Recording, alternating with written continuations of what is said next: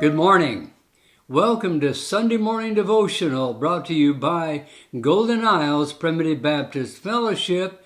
I'm Vernon Eckleberry, and in a moment I'm going to bring you a lesson entitled The Song of the Stars. The Song of the Stars. But first, in keeping with our theme, the Primitive Baptist Music Workshop Choir is going to sing Behold Our God.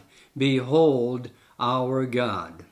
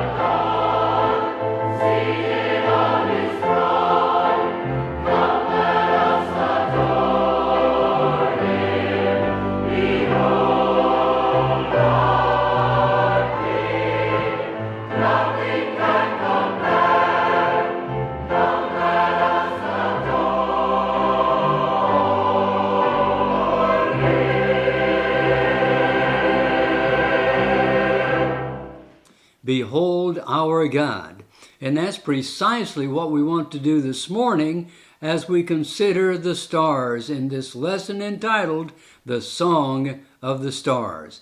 I'm going to begin by reading Psalm 19, verses 1 through 4. And I'm reading from the NIV, the New International Version, this morning. The heavens declare the glory of God.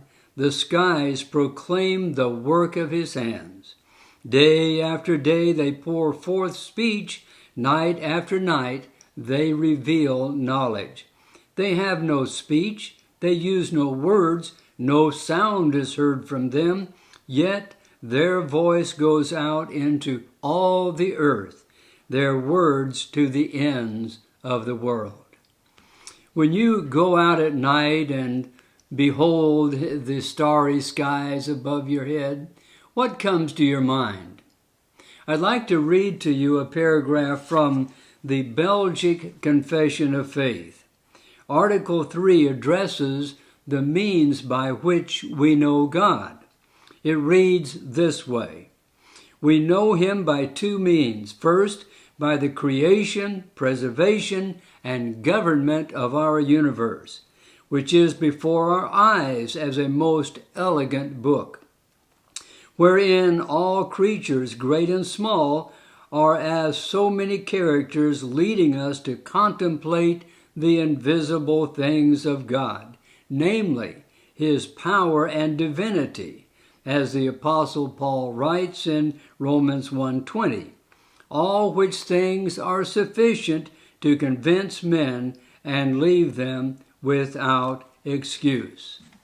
And so that's the spirit of our lesson this morning, and the essence of David's Song of the Stars that we read from in the beginning. The more we discover about our wonderful world and the universe above and around us, the more we know about our Creator. The April 1955 edition of Look magazine quotes Dr. Warren Weaver as saying, "Every new discovery of science is a further revelation of the order which God has built into the universe." The editors summarized their interview with Dr. Weaver on a full page with a beautiful picture of the Andromeda Galaxy with the caption, "Every new discovery of science is a further revelation of God." Over time, this became attributed to Albert Einstein, but that was not the case. Dr. Weaver, in that interview with Look magazine, is the origin of that great quote. We'll look now at David and the Song of the Stars. The heavens declare the glory of God, and the firmament showeth his handiwork, David wrote. David grew up tending sheep.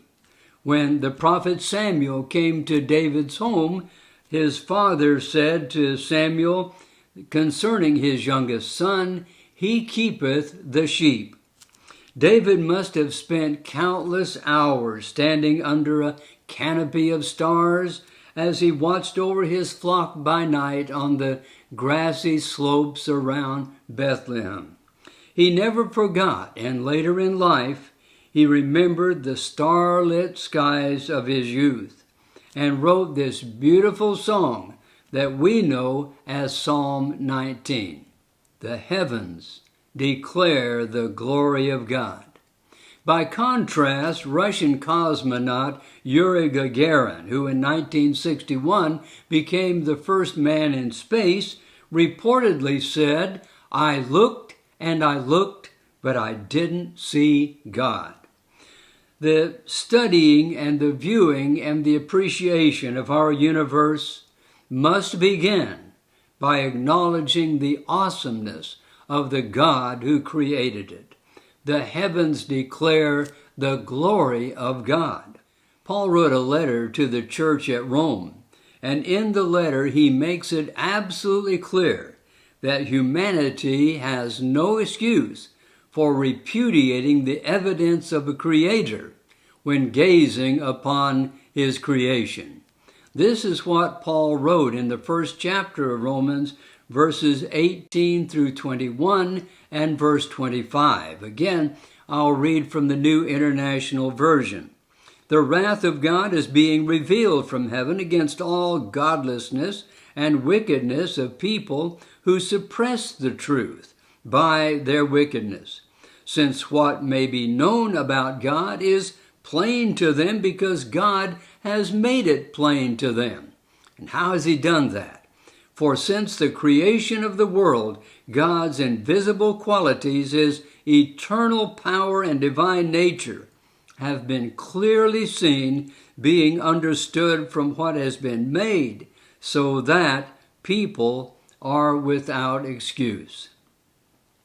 Let's think for a moment about the rejection of the Creator by those who fail to see him in all that he has created, who fail to hear the song of the stars. Carl Sagan, who was born in 1934 and passed away in 1996, spent his lifetime observing the cosmos and sharing his enthusiasm for its beauty and complexity with millions of followers. But Carl Sagan died without once acknowledging that God was in anything that he discovered. Sagan compared reading about the stars as a youth to a religious experience, and that's about as close as he got to anything religious. So he lived his life worshiping and serving the creation rather than the Creator. He said as much when he wrote in the book Cosmos, "But if by God one means the set of physical laws that govern the universe, then clearly there is such a God. There can be no understanding of the universe, however, without contemplating God as its creator. Only spiritual blindness can account for failing to see the wonder of it all." And how desperately sad that in Sagan's case, a lifetime of discovering the beauty and magnificence of the heavens should at last leave him empty. His words seem hollow and pitiful when, toward the end of his life, he's quoted as hanging on to his rejection of the divine creator of the universe. He said, "I would love to believe that when I die, I will live again, that some thinking, feeling, remembering part of me will continue. But much as I want to believe that, and despite the ancient and worldwide cultural traditions that assert an afterlife, I know of nothing to suggest that it is more than wishful thinking." How tragic that in looking and listening to the skies, one misses the song of the stars. The heavens declare the glory of God, and the firmament sings of his handiwork. I'd like for us to think in closing about an eternity of starry skies. The joy of exploring and appreciating the wonders of the earth and the sky do not end when the people of God die. God prepares for them a new heaven and a new earth, and it's filled with such wonder that for an eternity of eternities, we could only begin to explore its beauty. This is the way that Isaiah wrote it in the 65th chapter, verse 17 and following. "For behold, I create new heavens and a new earth, and the former shall not be remembered nor come into mind. But be ye glad and rejoice forever in that which I create." An eternity of starry skies. The song of the stars shall never cease for the people of God. The heavens will continue to declare the glory of God, and the skies, the firmament, will proclaim the work of his hands forever and ever. And now, may the Lord be with you until we meet again.